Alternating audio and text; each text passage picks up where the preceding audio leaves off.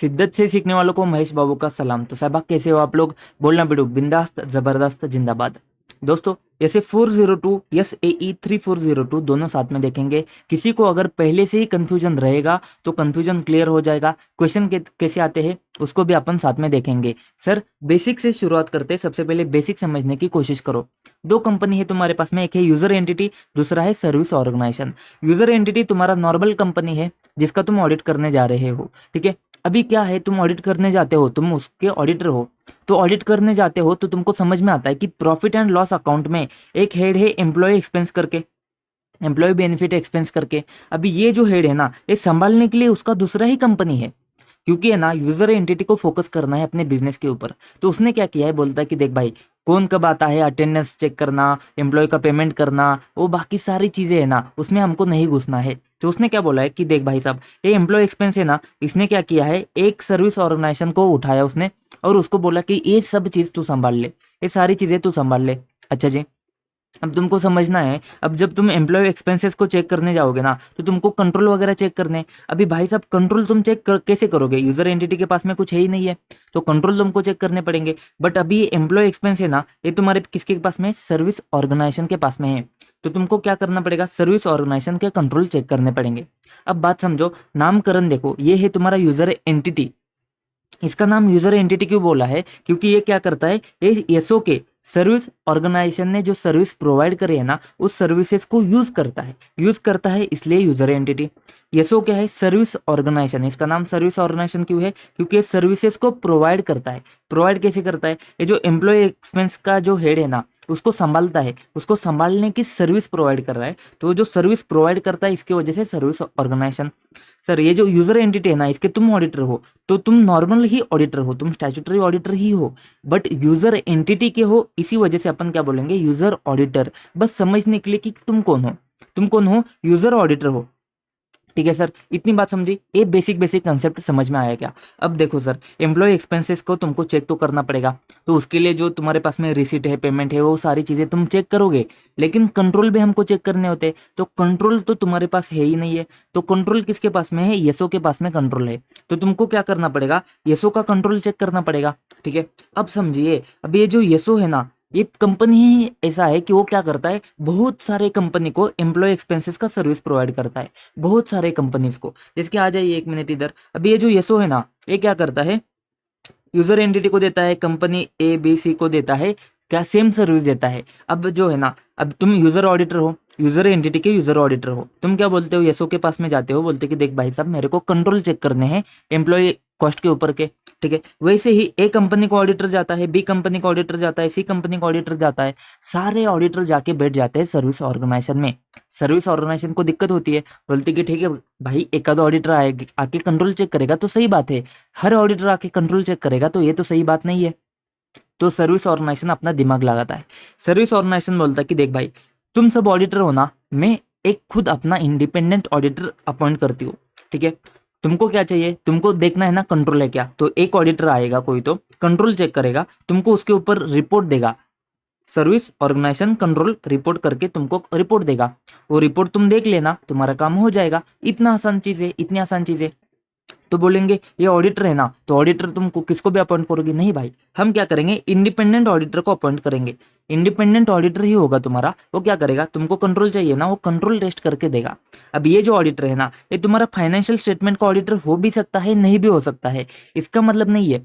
हम यहाँ पे देखने आए हैं वो ऑडिटर ने दिया क्या है तुमको, दिया क्या है तुमको, सर्विस ऑर्गेनाइजेशन के कंट्रोल के रिपोर्ट दिए है, ठीक है। तो उसको अपन क्या बोलेंगे, सर्विस ऑडिटर। तो ध्यान देना है, जब टर्म सर्विस ऑडिटर यूज होता है ना, वो तुम्हारा एफएस का ऑडिटर नहीं है, मतलब एफएस के ऊपर जो रिपोर्ट देता है ना उसके बारे में बात नहीं कर रहे, जो तुम्हारा एसओसी का रिपोर्ट देता है ना उसके बारे में बात कर रही है। हो सकता है कि ये दोनों ऑडिटर एक ही हो, लेकिन सर्विस ऑडिटर का टर्म क्या रेफर करेगा, जो तुम्हारे कंट्रोल के ऊपर का रिपोर्ट देता है, ठीक है। अब देखो चार कंसेप्ट आते हैं तुम्हारे पास में। एक है यूजर एंटिटी, यूजर एंटिटी के जो ऑडिटर हो तुम हो, उसको अपन बोलेंगे यूजर ऑडिटर, उसको अपन बोलेंगे यूजर ऑडिटर।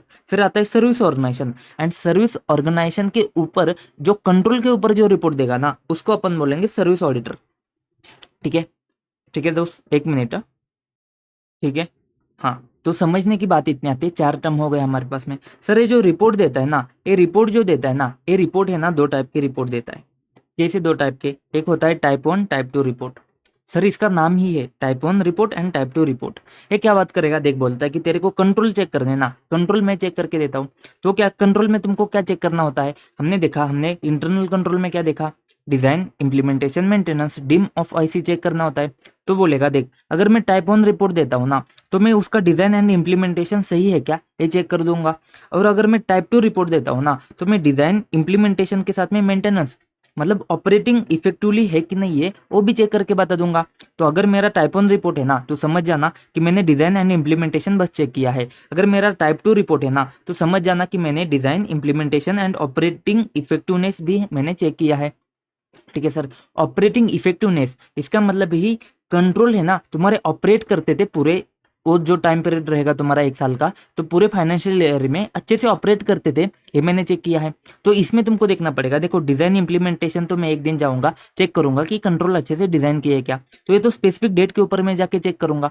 अगर टाइप 2 रिपोर्ट अगर मैं देता हूँ ना, तो मैं क्या करूंगा, मैं तो पूरे साल में मुझे बार बार जाके टेस्ट करना पड़ेगा कंट्रोल।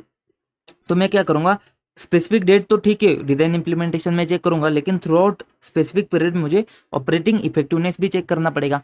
तो ये क्या करता है, सर्विस ऑडिटर क्या बोलता है कि मैं देख तेरे को 2 टाइप की रिपोर्ट देता हूँ, तो तेरे को जैसा चाहिए ना, तेरे को कंट्रोल में बस डिजाइन इम्प्लीमेंटेशन चेक करना है, टाइप 1 का यूज कर ले। अगर तेरे को डिजाइन इम्प्लीमेंटेशन ऑपरेटिंग इफेक्टिवनेस भी चेक करना है ना, तो मैं टाइप 2 का रिपोर्ट देता हूँ। तो देखो जनरली सर्विस ऑडिटर को कौन अपॉइंट करेगा, सर्विस ऑर्गेनाइजेशन अपॉइंट करेगा। अब सर और एक बात समझने की आती है, अभी ऐसा भी हो सकता है ना, ऐसा भी हो सकता है कि देखो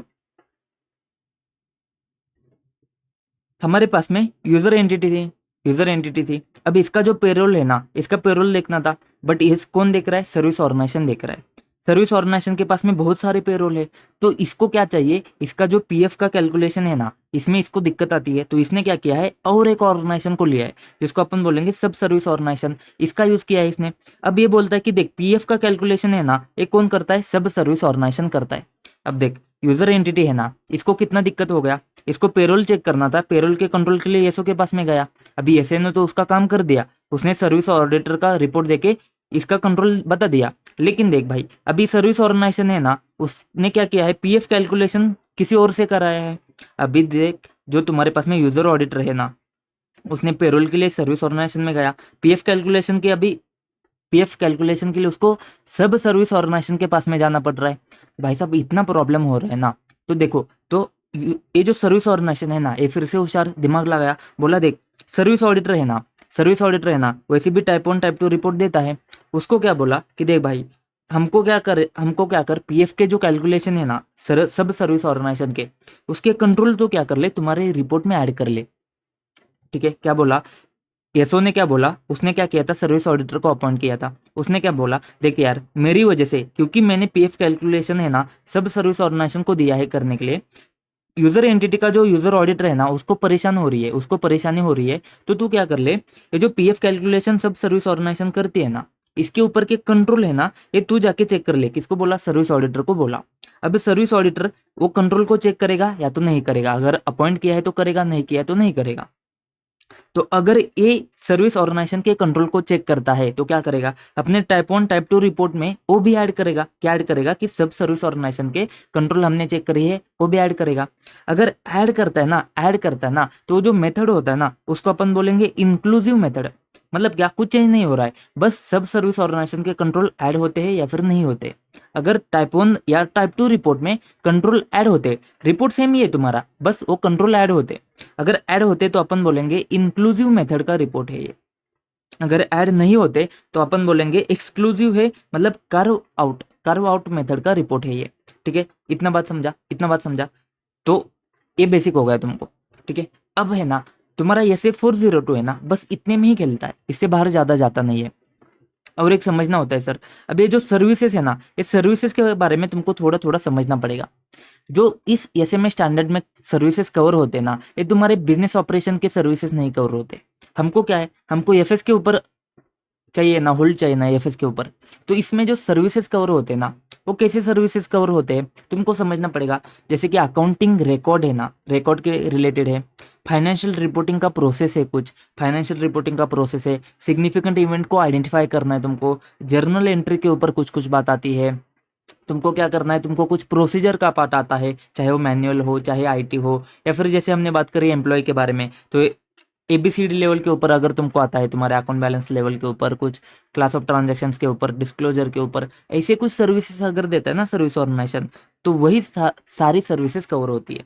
कितना सिंपल है देखो, अगर तुम दिमाग से सोचोगे तो बहुत सिंपल है, नहीं तो तुमको बहुत ज़्यादा परेशानी होगी। अब एक चीज़ समझना है, तो एज अ ऑडिटर तुम कौन हो, यूजर एंटिटी के यूजर ऑडिटर हो, तो ठीक है। अब ये जो यूजर ऑडिटर है ना, तो तुमको क्या समझना पड़ेगा, तुमको ये दोनों के बीच का रिश्ता नाता वगैरह सब कुछ समझना पड़ेगा। ठीक है, तो अपन को अंडरस्टैंडिंग ऑब्टेन करना पड़ेगा सर्विस ऑर्गेनाइजेशन का। तो अंडरस्टैंडिंग ऑब्टेन करने के लिए तुमको इस सर्विसेज, सर्विस ऑर्गेनाइजेशन, ये दोनों के बीच का रिश्ता नाता सब देखना पड़ेगा। ठीक है, तो क्या क्या देखेंगे अपन सर, अरे बहुत सिंपल है ना, ये जो सर्विसेज है ना, ये अपन देखेंगे किस नेचर के सर्विसेज है, ये कितने महत्वपूर्ण है तुमको चेक करने के लिए, यूजर एंटिटी के लिए कितने महत्वपूर्ण है, इसका सिग्निफिकेंस क्या है, इसका नेचर एंड मटेरियलिटी देखेंगे। ये मटेरियल तो है क्या, ये मटेरियल है तो क्यों देखना है, तुमको देखने का ही नहीं है। फिर तुम देखोगे इन दोनों के बीच का इंटरेक्शन कैसा है, एंड इन दोनों के बीच का रिलेशनशिप कैसा है। ठीक है सर, बस इतना सा तुमको देखना होता है, एंड तुम्हारा पूरा ऐसे है ना, इसी के इर्द गिर्द घूमता है, इससे ज़्यादा उसमें तुमको ज़्यादा देखने की कोई ज़रूरत नहीं गिरती है। ठीक है, सबसे पहले समझने की कोशिश करो। देखो हमने क्या देखा है, बेसिक कंसेप्ट कि यूजर एंटिटी कौन होता है। यूजर एंटिटी कौन होता है, जो यूज करता है सर्विस ऑर्गेनाइजेशन को, और जो एंटिटी ऑडिट जिसका हो रहा है, मतलब तुम जिसका ऑडिट कर रहे हो। यूजर ऑडिटर कौन है, जो क्या करेगा, ऑडिट एंड रिपोर्ट देगा यूजर एंटिटी के फाइनेंशियल स्टेटमेंट के ऊपर। ये जो एंटिटी है इसके ऊपर जो ऑडिट कर रहा है वो यूजर ऑडिटर होता है।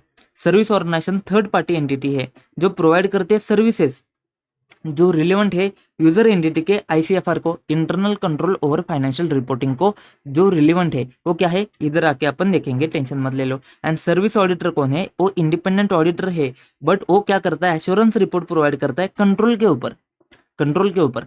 और ये इसको अपॉइंट कौन करेगा, टिपिकली सर्विस ऑर्गेनाइजेशन ही अपॉइंट करेगा, क्योंकि उसको उसका दिक्कत कम करने का है, वो होशियार भी है। तो सर ये यूजर एंटिटी का इंटरनल कंट्रोल और फाइनेंशियल रिपोर्टिंग, इसमें क्या क्या चीज़ आती है, मैंने तुमको क्या बोला, अकाउंटिंग रिकॉर्ड्स, फाइनेंशियल रिपोर्टिंग का प्रोसेस, सिग्निफिकेंट इवेंट, कुछ फाइनेंशियल इवेंट को आइडेंटिफाई करना है तुमको। मैंने बोला तुमको बाकी जर्नल एंट्री के बारे में कुछ कुछ आती है चीज़ें, उसके बारे में तुम्हारा प्रोसीजर कुछ आता है, ये सारी चीज़ें है ना। एबीसीडी के ऊपर कुछ कुछ आता है तुम्हारा, क्लास ऑफ ट्रांजेक्शन्स वगैरह। तो ये सारी चीज़ें है ना, ये सारी चीज़ें के बारे में ही कंट्रोल आते हैं। तो यही सारी चीज़ें आती है, यही सारी चीज़ें है जो रिलेवेंट है। तो कौन सी चीज़ें है देखो, एबीसीडी के बारे में जैसे क्लास ऑफ ट्रांजेक्शन है, प्रोसीजर है, चाहे मैनुअल हो चाहे आईटी का हो, या फिर अकाउंटिंग रिकॉर्ड्स है, या फिर तुम्हारे पास में फाइनेंशियल रिपोर्टिंग प्रोसेस है, या फिर कंट्रोल्स अराउंड जर्नल एंट्री के बारे में कुछ हो रहा है, ये सारे प्रोसेस, या फिर सिग्निफिकेंट फाइनेंशियल इवेंट को कैप्चर करने का यूजर एंटिटी का सिस्टम है। ये सारी चीजें देखो इतना इंपॉर्टेंट है नहीं है, बट एक आध बार अगर आ जाता है ना, तो तुमको क्या समझना है कि अकाउंटिंग वाले सारे पॉइंट है, बिजनेस वाला कुछ नहीं है, बस इतना समझना है तुमने। तो 5-6 पॉइंट तुम ऐसे ही बना दोगे, एबीसीडी प्रोसीजर्स है, अकाउंटिंग रिकॉर्ड्स है, फाइनेंशियल रिपोर्टिंग प्रोसेस है, फिर तुम्हारे पास में क्या था, जर्नल एंट्री का पॉइंट था, फिर सिग्निफिकेंट फाइनेंशियल इवेंट को कैप्चर करने का पॉइंट था। बस इतनी सी बात तुमने आराम से ध्यान देनी है, रटते मत बैठो, बस समझते जाओ, ठीक है। फिर तुमको और क्या देखना है sir, objective. Sir objective important होता है क्या, हाँ होता है। ऑब्जेक्टिव क्या है, तुमको यूजर ऑडिटर को देखो, जब ऐसे 402 की बात होती है ना, तब तुम है ना यूजर ऑडिटर हो, जो यूजर एंटिटी का ऑडिट करते हो, ठीक है। तो इसमें तुम्हारा ऑब्जेक्टिव क्या है, to obtain understanding of nature and significance of services. मैंने क्या बोला था, तुम्हारा काम क्या है, वो सर्विसेज को समझना। तो सर्विसेज किस नेचर की है और वो कितनी महत्वपूर्ण है, कि क्या उसका सिग्निफिकेंस है, ये दो चीज तुमको समझनी पड़ेगी। तो सर्विसेज का नेचर एंड सिग्निफिकेंस तुमको समझना पड़ेगा, जो यसो ने प्रोवाइड किया है उसका इफेक्ट क्या होता है यूजर एंटिटी के इंटरनल कंट्रोल के ऊपर, जो ऑडिट के लिए sufficient to identify and assess ROMM. फिर उससे तुम रोमम असेस करोगे, और रोमम असेस करके तुम क्या करोगे, अपने डिजाइन एंड परफॉर्म करोगे audit procedures responsive to those risk. उस रिस्क के रिस्पॉन्स में तुम क्या करोगे, डिजाइन एंड परफॉर्म करोगे ऑडिट के प्रोसेस। सर इस पे इतना क्यों टाइम वेस्ट कर रहे हो, क्योंकि देख भाई सब ये आ जाता है, objectives of auditor of user entity, obtain understanding of nature and significance of services, उसका इफेक्ट क्या होता है यूजर एंटिटी के इंटरनल कंट्रोल के ऊपर, and design and perform audit procedures responsive to those risk. तुमको नहीं समझता है, ऑब्जेक्टिव को तुम महत्व नहीं देते हो, ऑब्जेक्टिव तुमको क्वेश्चन में लिखना पड़ सकता है। तो ये ऑब्जेक्टिव होता है तुम्हारा। देखो इतना सा पॉइंट है, कितना महत्वपूर्ण बनेगा, आधा आंसर है तुम्हारा। तो बस इतना तुमको देखना है, ऑब्जेक्टिव क्या है, सर्विसेज का नेचर एंड सिग्निफिकेंस देखो, असेस करो रोमम, एंड फिर क्या करो, प्रोसेस को डिजाइन एंड परफॉर्म कर लो, बात खत्म। अब हमको 402 देखना है। सबसे पहले हमने क्या बात करी है, देखो क्वेश्चन आएगा दो टाइप से।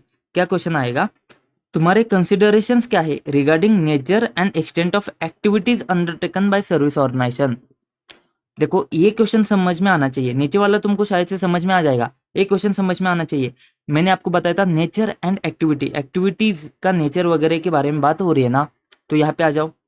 या फिर दूसरी बात आएगी, कोई जियो लिमिटेड करके मोबाइल फ़ोन दे रहा है, उसका क्या है, मोबाइल का infrastructure, customer billing, payroll, accounting function है ना, उसने क्या किया है, आउटसोर्स किया है।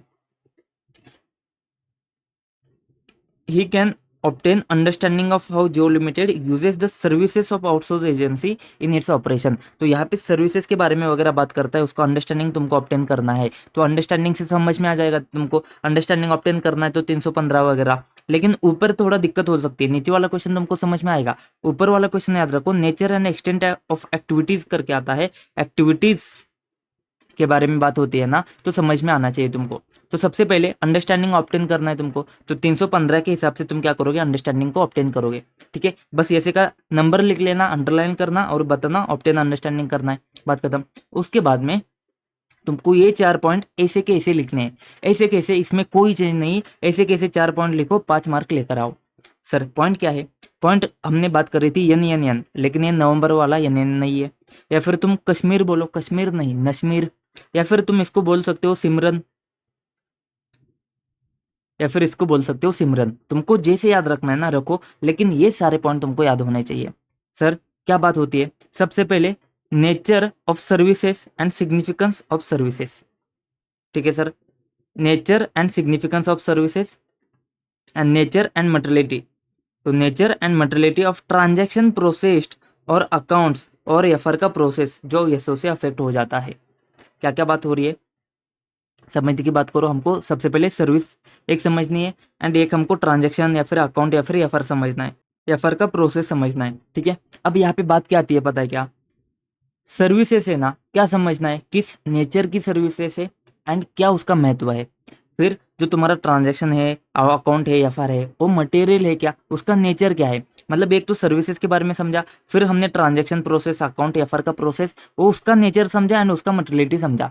ठीक है, ये दो चीज समझी। फिर अपन को देखना है डिग्री ऑफ इंटरेक्शन कि एसओ में एंड यू में कितना इंटरेक्शन होता है, कितना इंटरेक्शन होता है, और उसका रिलेशनशिप का नेचर क्या है यूजर एंटिटी एंड एसओ के बीच में। मतलब कॉन्ट्रेक्चुअल टर्म्स क्या है, एक्टिविटीज अंडरटेकन क्या है, एक्टिविटीज के लिए कॉन्ट्रेक्चुअल टर्म्स वगैरह क्या है, इसके बारे में बात होती है। बस ये 4 पॉइंट है ना, इसको 4 पॉइंट को याद रखो। देखो एस से आता है सिग्निफिकेंस, एन से आता है नेचर। तो देखो nature and significance of services, या फिर nature and materiality of transaction process वगैरह।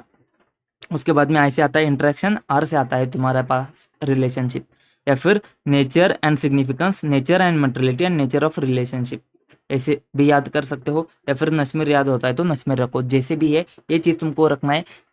तुमको ध्यान क्या देना है, सर्विसेज के लिए nature and significance, transaction process, account या फिर प्रोसेस के लिए नेचर, उसका मटेरियलिटी, दोनों के बीच में क्या होगा, इंटरेक्शन का डिग्री एंड रिलेशनशिप का नेचर, बात खत्म। 4 पॉइंट लिखो, 5 मार्क लेकर आओ। कैसे याद रखना है तुम्हारे ऊपर है, मैंने 3-4 चीज़ें बता दी है जिसे तुम याद रख सकते हो, बहुत इंपॉर्टेंट है। ठीक है, उसके बाद में ज़्यादा इंपॉर्टेंट नहीं, यही लाइन भी तुमको लिखना पड़ेगा। बेस्ड ऑन अबव ऑडिटर क्या करेगा, असेस करेगा effect of audit risk and take necessary steps while conducting audit. ठीक है, ऑडिट रिस्क असेस करेगा, नेसेसरी स्टेप्स लेगा, बात खत्म। ये बेसिक चीज़ होती है। इसके लिए दो टाइप के क्वेश्चन बनेंगे, nature and extent, activities and तुम्हारे सर्विसेज का अंडरस्टैंडिंग, बात खत्म। अब फटाफट आगे जाते, समझो हमको क्या करना है। 315 के हिसाब से हमको समझना है कि यूजर एंटिटी के जो कंट्रोल है ना, उसका डिजाइन इंप्लीमेंटेशन जो है ना, उसके बारे में अंडरस्टैंडिंग लेना है। एंड ऑब्टेन करो sufficient understanding of nature and significance of services. देखो हमको क्या करना है, सर्विसेज के लिए क्या समझना है, नेचर एंड सिग्निफिकेंस। तो यही बात आती है, हम क्या करेंगे, सफिशिएंट अंडरस्टैंडिंग ऑब्टेन करेंगे किसके लिए, nature and significance of services जो ऐसे प्रोवाइड करता है, उसका यूजर एंटिटी के इंटरनल कंट्रोल के ऊपर क्या इफेक्ट जाता है, इसके बारे में बात करते हैं। ठीक है सर, तो हमको बस सफिशिएंट अंडरस्टैंडिंग ऑब्टेन करना है nature and significance of services का। सर अगर अपन नहीं कर पाते हो तो क्या, अगर अपन वो अंडरस्टैंडिंग नहीं कर पाते हैं तो क्या, अगर नहीं कर पाते हैं तो अपन क्या करेंगे, अभी तक अपन यूजर एंटिटी से बात कर रहे थे, अभी अपन जाएंगे एसओ के पास में, सर्विस ऑर्गेनाइजेशन के पास में जाएंगे, उसको बोलेंगे हम दोनों कैसे समझ सकते हैं तुम्हारा सर्विस वगैरह के बारे में। तो बता देगी देख भाई साहब, मैं तेरे को टाइप 1 या फिर टाइप 2 रिपोर्ट देती हूँ, या फिर तू क्या कर मेरे से आके बातचीट कर, मुझसे आके मिल ले, या फिर तू खुद आके यहाँ पे प्रोसेस परफॉर्म कर ले। तो उसने तुमको जो जो बोला है वो तुम ध्यान देना है क्या। अगर यूजर एंटिटी से तुमको नहीं समझ में आता है तो सर्विस ऑर्गेनाइजेशन के पास में जाओ, क्या करो वहां से टाइप 1 टाइप 2 रिपोर्ट को ऑब्टेन करो। टाइप 1 टाइप 2 रिपोर्ट देता है तो उसको पढ़ के तुमको समझ में आ जाएगा, या फिर तुम क्या करो उससे कांटेक्ट करो, उससे कांटेक्ट करो, या फिर तुम क्या करो उसको विजिट करके प्रोसेस को परफॉर्म करो। अगर तुम विजिट नहीं कर सकते हो ना तो किसी और ऑडिटर को भेज दो और वो जाके उधर विजिट करेगा, वो जाके प्रोसेस को परफॉर्म करेगा। तो ये सारे प्रोसेस तुम परफॉर्म कर सकते हो। क्या क्या करना है, टाइप 1 टाइप 2 रिपोर्ट तुम ऑब्टेन करोगे, उसको कांटेक्ट करोगे, या फिर उसको जाके विजिट करके प्रोसेस तुम खुद परफॉर्म करोगे। तुमको नहीं जमता है तो किसी और ऑडिटर को भेजो, वो उधर जाके उधर विजिट करके वो क्या करेगा, प्रोसेस को परफॉर्म करेगा। बात खत्म। बस इतनी सी बात तुमको समझ में आनी चाहिए, ठीक है।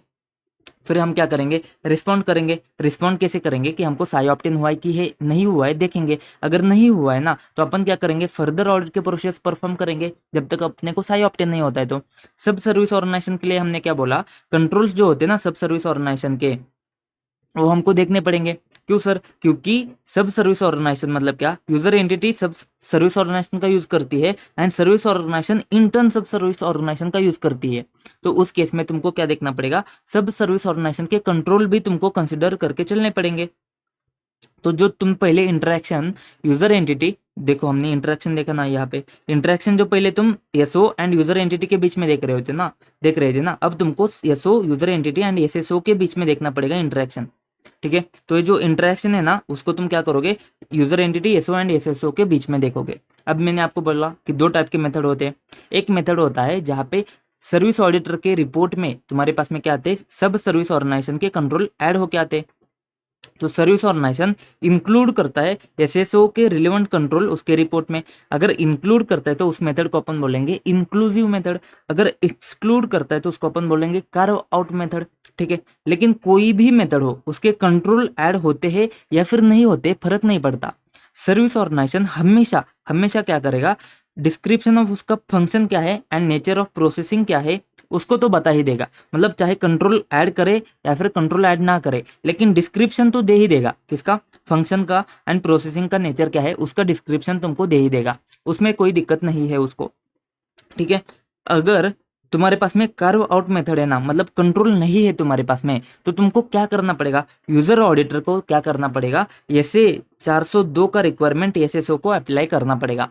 मतलब जो जो चीजें तुम एसओ के बारे में देखते थे ना वो सारी चीजें एसएसओ के बारे में देखना पड़ेगा तुमको। यूजर ऑडिटर को रिक्वायरमेंट को अप्लाई करना पड़ेगा एसएसओ के ऊपर, सारी की सारी। मतलब जैसे हमने बात करी थी, हमको ये सर्विसेज का नेचर वगैरह समझना पड़ेगा, सिग्निफिकेंस समझना पड़ेगा। अगर नहीं मिलता है, अंडरस्टैंडिंग नहीं आता है, तो हमको क्या करना पड़ेगा, एसएसओ का टाइप 1 टाइप 2 रिपोर्ट मांगना पड़ेगा, एसएसओ से कांटेक्ट करना पड़ेगा, एसएसओ को विजिट करना पड़ेगा।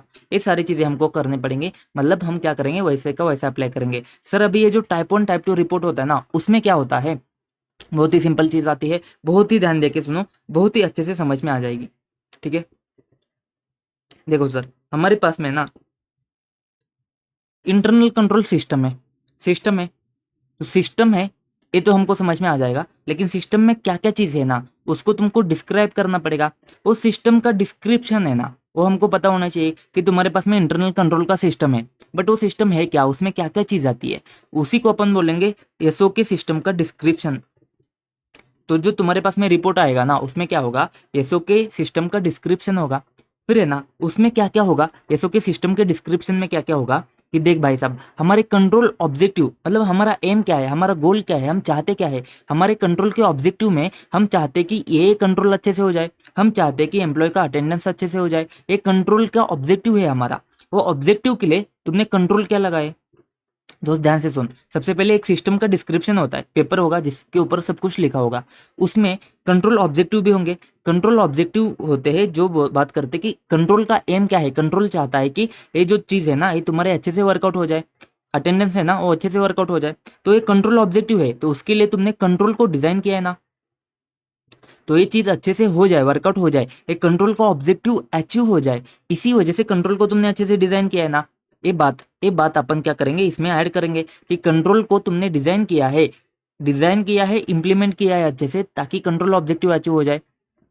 ठीक है, तो ये तुमको समझना पड़ेगा। ये जो रिलेवेंट कंट्रोल है ना, उसका डिजाइन एंड इम्प्लीमेंटेशन की बात आती है। तो ये जो एसओ का मैनेजमेंट है ना, ये तुमको लिख के देगा कि स्पेसिफिक डेट के ऊपर ये हमारा डिस्क्रिप्शन है, ये हमारा सिस्टम है, ये हमारे कंट्रोल ऑब्जेक्टिव है, एंड ये कंट्रोल ऑब्जेक्टिव के जो कंट्रोल है ना, उसको हमने डिजाइन एंड इम्प्लीमेंट अच्छे से किया है। अब ये उसने लिख के दिया, इसी को सर्विस ऑडिटर जाके चेक करेगा और अपना ओपिनियन देगा, किसके बारे में बताएगा कि अच्छा ये सिस्टम है ना एसओ का, उसका डिस्क्रिप्शन सही है, इसके कंट्रोल ऑब्जेक्टिव के हिसाब से जो कंट्रोल है ना और उन्होंने डिजाइन किए हैं, इंप्लीमेंट किए हैं, बस ये उसके रिपोर्ट में ऐड करेगा। ये होता है तुम्हारा टाइप 1 रिपोर्ट। टाइप 2 रिपोर्ट भी सेम टू सेम, इधर का उठा के कॉपी पेस्ट हमने इधर कर लिया। इसमें भी क्या जाता है, सेम टू सेम एसओ का सिस्टम का डिस्क्रिप्शन, कंट्रोल के ऑब्जेक्टिव क्या है, कौन से कंट्रोल उसके रिलेवेंट है, डिजाइन इंप्लीमेंटेशन जाएगा, बस इसके साथ में जाएगा ऑपरेटिंग इफेक्टिवनेस। क्योंकि टाइप 2 में तुमको है ना ऑपरेटिंग इफेक्टिवनेस भी चेक करना पड़ता है, तो ऑपरेटिंग इफेक्टिवनेस चेक करना पड़ेगा, तो यहाँ पे स्पेसिफिक डेट तो छोड़ो, स्पेसिफिक पीरियड भी कवर हो जाएगा। ठीक है, अब इसके ऊपर तुम क्या करोगे, सर्विस ऑडिटर ओपिनियन देगा। तो देखो सिस्टम के बारे में तो पढ़ के बता देगा, सिस्टम सही है नहीं है, कंट्रोल ऑब्जेक्टिव पढ़ के बता देगा, लेकिन ऑपरेटिंग इफेक्टिवनेस के लिए उसको चेक करना पड़ेगा। चेक करना पड़ेगा मतलब क्या, कंट्रोल को टेस्ट करना पड़ेगा, मतलब ही टेस्ट ऑफ कंट्रोल करना पड़ेगा उसको। तो टेस्ट ऑफ कंट्रोल करना पड़ेगा, और टेस्ट ऑफ कंट्रोल उसने क्या किया है वो रिपोर्ट में ऐड करेगा। उसके नतीजे क्या आते हैं, रिजल्ट क्या आते हैं, वो भी अपने रिपोर्ट में ऐड करेगा। तो टाइप 2 रिपोर्ट में बस रिजल्ट वगैरह ऐड होते।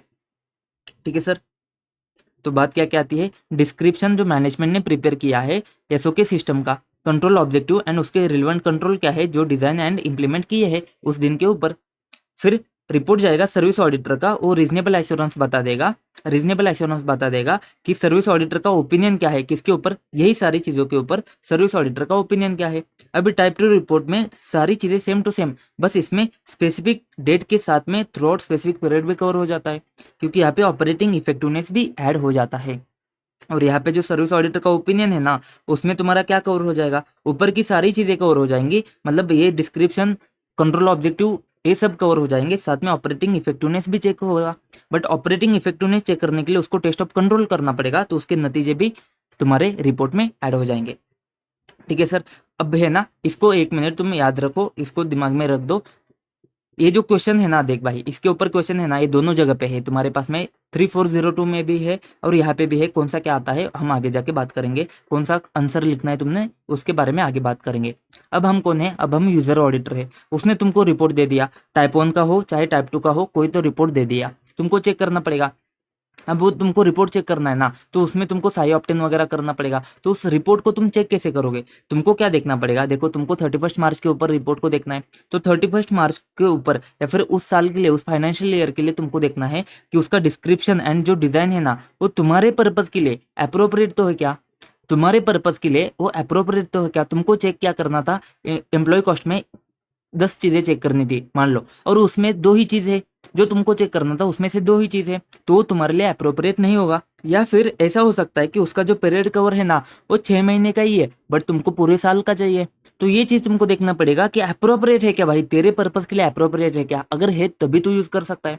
दूसरी चीज, तुमको साई जो है ना, साई चेक करने के लिए तुमको एक समझना पड़ेगा, जिस बंदे ने वो रिपोर्ट दिया है ना, वो बंदा कॉम्पिटेंट है क्या, उसको कॉम्पिटेंट एंड इंडिपेंडेंस चेक करना पड़ेगा। अगर इंडिपेंडेंट नहीं है तो कुछ तो उसने गड़बड़ किया रहेगा, कॉम्पिटेंट नहीं है तो उसको ठीक से समझता नहीं है, उसने ठीक से चेक नहीं किया है। तो कॉम्पिटेंस अपन चेक करेंगे, लेकिन देख भाई हमने हमेशा बात करी है, जब सीए होता है तो कॉम्पिटेंस चेक नहीं करते अपन। ठीक है, और जो स्टैंडर्ड है ना, एडुकेसी ऑफ स्टैंडर्ड भी चेक करेंगे, जैसे कि हमारे पास में SAE जो है ना तुम्हारा 3402 ऐसा स्टैंडर्ड है, तो उसका एडुकेसी भी अपन चेक करेंगे। बस इतनी सी बात आती है। और एक पॉइंट आता है कॉम्प्लीमेंट्री यूजर एंटिटी कंट्रोल। ये 3 पॉइंट इतना इंपॉर्टेंट नहीं है, नीचे के 4 पॉइंट ज्यादा इंपॉर्टेंट है तुम्हारे पास में आते हैं उसके ऊपर। बस समझो कॉम्प्लीमेंट्री यूजर एंटिटी कंट्रोल क्या होते हैं, कि सर्विस ऑर्गेनाइजेशन ने तो उसका कंट्रोल अच्छे से सेट किया है, लेकिन उसके कंट्रोल जो है ना, उसके कंट्रोल तब तक अच्छे से काम नहीं करेंगे जब तक कि यूजर एंटिटी के कंट्रोल अच्छे नहीं है। मतलब यूजर एंटिटी के पास में भी अपने खुद के कुछ कंट्रोल होने चाहिए। यूजर एंटिटी के कंट्रोल अगर अच्छे है ना तभी उसके कंट्रोल यूज हो जाएंगे। अगर ऐसा सीन है ना तो उस केस में तुमको कॉम्प्लीमेंट्री यूजर एंटिटी के कंट्रोल देखने पड़ेंगे। डिटरमाइन करो कि whether complementary user entity control identified by SO are relevant है क्या यूजर एंटिटी के लिए। If so obtain understanding of whether user entity has designed and implemented such control. User entity ने उसको अच्छे से डिजाइन किया है क्या, इम्प्लीमेंट किया है क्या, ये भी चेक करना पड़ेगा। क्योंकि अगर यूजर एंटिटी ने डिजाइन नहीं किया है तो उसका रिपोर्ट लेके कुछ फायदा नहीं है, क्योंकि वहां पे तुम्हारा क्या हो जाएगा, अच्छे से काम नहीं होगा। तो यूजर एंटिटी का कॉम्प्लीमेंट्री यूजर एंटिटी कंट्रोल क्या है उसको पढ़ो तुम, कुछ बात नहीं है। क्वेश्चन आएगा दोस्त टेस्ट ऑफ कंट्रोल के ऊपर, टेस्ट ऑफ कंट्रोल के ऊपर। एंड क्वेश्चन में बताएंगे टाइप 2 रिपोर्ट। टाइप 2 रिपोर्ट ऐसे नहीं बताएंगे, वो बोलेंगे कि ऑपरेटिंग इफेक्टिवनेस चेक करना है। तो ऑपरेटिंग इफेक्टिवनेस चेक करना है तो इसका मतलब type 2 report. And test of control के बारे में अगर पूछते हैं ना तो ये वाला आंसर तुमने लिखना है, ये वाला क्वेश्चन ज्यादा आएगा। ऊपर वाला चीज इतना इंपॉर्टेंट नहीं है, बट ऊपर के ही पॉइंट नीचे कवर हो जाते। ए एंड सी है ना सेम टू सेम कवर होते। मतलब यहाँ पे है क्या, यहाँ पे अपन बस अब स्पेसिफिक टाइप 2 रिपोर्ट में आते हैं। ठीक है, तो तुमको ऑपरेटिंग इफेक्टिवनेस के ऊपर तुमको कंट्रोल चेक करने हैं, टेस्ट ऑफ कंट्रोल करना है। तो कैसे कर सकते हो, टाइप 2 रिपोर्ट ले लो, क्योंकि टाइप 2 रिपोर्ट में है ना भाई साहब तेरे पास में कंट्रोल का ऑपरेटिंग इफेक्टिवनेस। टाइप 2 रिपोर्ट ले ले, नहीं तो तू खुद जा एंड तू टेस्ट ऑफ कंट्रोल परफॉर्म कर ले, नहीं तो किसी और ऑडिटर को भेज और उसको बोल ले कि तू टेस्ट ऑफ कंट्रोल परफॉर्म कर ले। तो मतलब तुमको क्या चाहिए, ऑपरेटिंग इफेक्टिवनेस के ऊपर कंट्रोल चाहिए। तो तुम टाइप 2 रिपोर्ट ले लो, नहीं तो तुम जाके टेस्ट कर लो, नहीं तो किसी और ऑडिटर को जाके बोलो कि वो टेस्ट करेगा। लेकिन जब तुम टाइप 2 रिपोर्ट ले सकते हो ना तो ले सकते हो, तो ले लो। लेकिन तुमने कुछ चीज ध्यान देनी है, जब तुम टाइप 2 रिपोर्ट लेते हो ना तो कुछ चीज तुमने ध्यान देनी है। क्या चीज ध्यान देनी है, देखो जैसे हमने ऊपर बात करी थी ना, हमको क्या है, हमको अप्रोप्रिएटनेस देखना है। उसमें अपन ने डिजाइन, डिस्क्रिप्शन, ये चीज तो चेक करी, लेकिन उसके साथ में हमको ऑपरेटिंग इफेक्टिवनेस भी चेक करना है।